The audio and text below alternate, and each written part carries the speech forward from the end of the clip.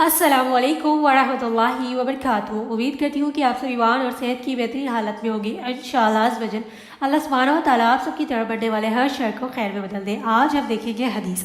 हदीस दो टाइप्स की होती हैं, हदीस नबवी और हदीस कुदसी। हदीस नबवी तो आप सबको पता है, फिर से मैं आपको बताती हूँ। हदीस नबवी वो है जो आप सल्लल्लाहु अलैहि वसल्लम के अक़वाल, अफ़आल, अहवाल और तहरीरात को हदीस कहते हैं। यानी कि जो कुछ भी आप सल्लल्लाहु अलैहि वसल्लम ने स्पीचेस की, उनके एक्शंस थे, उनके डीड्स थे, उनके काम थे, और ये अप्रूवल और डिसअप्रूवल, यानी कि जिस काम से उन्होंने करने को कहा, जिससे मना किया आप सल्लल्लाहु अलैहि वसल्लम के दौर में, जो वर्बल और एक्शंस के ज़रिए, यानी कुछ को अपनी मुँह से बयान किया और कुछ को अपनी एक्शंस के ज़रिए बताया, तो ये सारी चीज़ें जो आप सल्लल्लाहु अलैहि वसल्लम ने की उसको कहते हैं हदीस नबवी।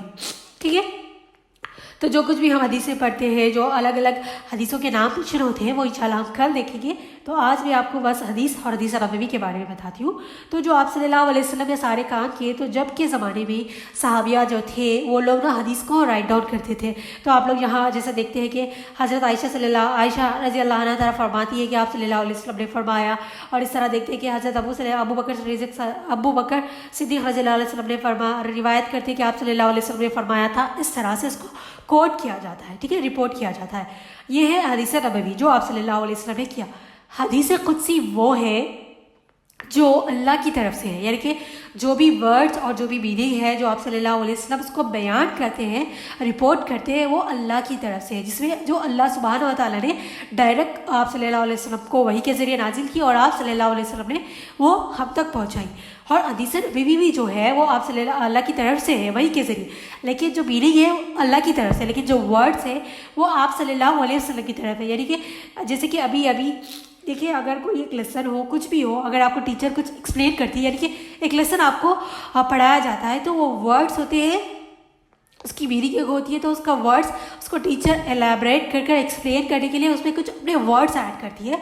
तो इसी तरह आप सल्लल्लाहु अलैहि वसल्लम ने हदीसों को एक्सप्लेन करने के लिए उसको अपने अल्फाजों के साथ जोड़ कर हदीस को एक्सप्लेन किया है। लेकिन हदीस कुदसी जो है वो कम्प्लीटली मीनिंग्स और वर्ड्स के साथ अल्लाह सुब्हानहू व तआला की तरफ से नाजिल हुई है, और वो अल्लाह सुब्हानहू व तआला की बात है। ठीक है, तो जिसको आप सल्लल्लाहु अलैहि वसल्लम ने दूसरों तक पहुंचाया। ये सिर्फ आप सल्लल्लाहु अलैहि वसल्लम ने हदीस कुदसी को बयान किया है, किसी और ने नहीं बयान किया, क्योंकि वही आप सल्लल्लाहु अलैहि वसल्लम पर आती थी, किसी सहाबिया वगैरह पर नहीं आती थी।